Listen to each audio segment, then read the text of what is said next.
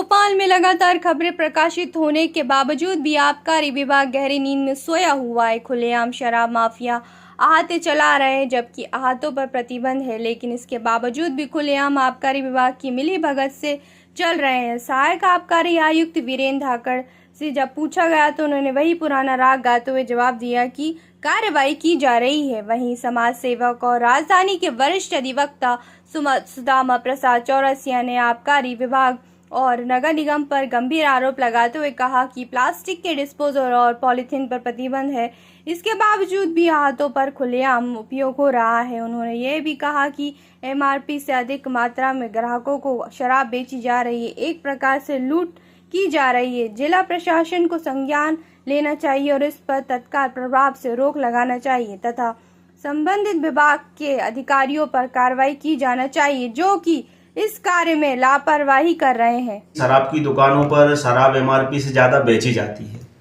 और उसकी आवाज़ कोई उठाता नहीं है। ये एक तरीके से अंधी लूट है। जो शराब पीने वाले लोग हैं, गरीब तबके के होते हैं, शराब उनको पीना छोड़ वो सकते नहीं हैं। ऐसी स्थिति में वो बहुत महंगी शराब खरीद रहे हैं और आप देखेंगे कि बाजू में जो अहाते बने हुए हैं, 1 रुपये का पाउच 5 रुपये में बेच रहे हैं, 10 रुपये में बेच रहे हैं। और दूसरी बात यह है कि शराब अवैध तरीके से बेची भी जा रही है और ज़्यादा रेट में भी बेची जा रही है। और जहां हम देखें कि भारत सरकार ने स्वच्छता का कितना बड़ा अभियान छेड़ कर रखा है कि हम स्वच्छ करेंगे। आप भोपाल की तमाम कलारियों के आसपास देखिए, डिस्पोजल पड़े हुए हैं, जबकि डिस्पोजल पर बैन है, प्लास्टिक पर बैन है। ये प्लास्टिक डिस्पोजल कहाँ से आ रहे हैं, कौन अवेलेबल करा रहा है? नगर निगम एक जरा से हाथ ठेले, मूंगफली बेचने वाले, कई सब्जी बेचने वाले गरीब लोगों पर यदि एक पन्नी का पैकेट मिल जाता उस पर केस बना देते हैं। यहाँ सरेआम पाउच बिक रहे हैं और रोडों पर पड़े हुए हैं। नगर निगम आंख बंद कर बैठी हुई है, प्रशासन कोई कार्रवाई नहीं कर रहा है। दूसरी तरफ आप देखिए, सरकार ने आहते बंद करे, पूर्व मुख्यमंत्री शिवराज जी ने, कि हम मध्य प्रदेश में आहते नहीं चलने देंगे, लेकिन आहते आज खुलेआम चल रहे हैं। ये क्या प्रशासन की या आबकारी विभाग की मिलीभगत से चल रहे हैं? इन पर नगर निगम, आबकारी विभाग, पुलिस विभाग या मध्य प्रदेश शासन की नज़र नहीं है। एक किसी ढाबे पे कोई शराब ले जाके पीता है, आबकारी विभाग पकड़ लेता है। आप अभी तमाम प्रकार की न्यूज़ देख रहे होंगे मध्य प्रदेश सरकार में कि आबकारी विभाग ने इतने सारे केस बनाए, यहाँ से शराब पकड़ी। तो आपने वहाँ पर पैसा नहीं मिल रहा होगा शायद, या कोई लेन देन नहीं हो पा रहा है, तो आप तो वहाँ पे कर रहे हो। लेकिन जो कलारी के बाजू में जो आहते चल रहे हैं, जो यहाँ बैठ के शराब पी रहे हैं, रोडों पर बेच रहे हैं, इन पर कार्रवाई क्यों नहीं हो रही? तो शासन कहीं ना कहीं मूकदर्शक क्यों बना हुआ है?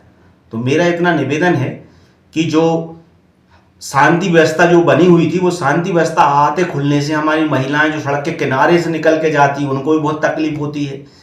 पूरे जो डिस्पोजल रोड पे पड़े हुए हैं, उनसे भी अस्वच्छता फैल रही है। दूसरा, जो महंगी कीमत में जो शराब बेच रहे हैं, उस पे उन गरीब लोगों के ऊपर एक आर्थिक बोझ भी बन रहा है।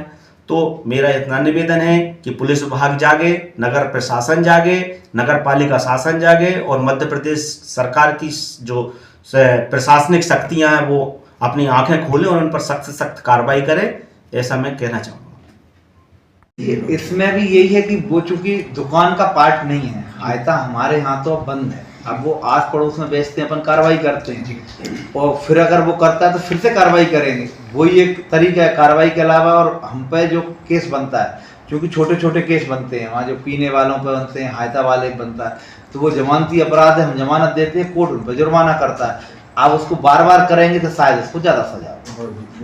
सर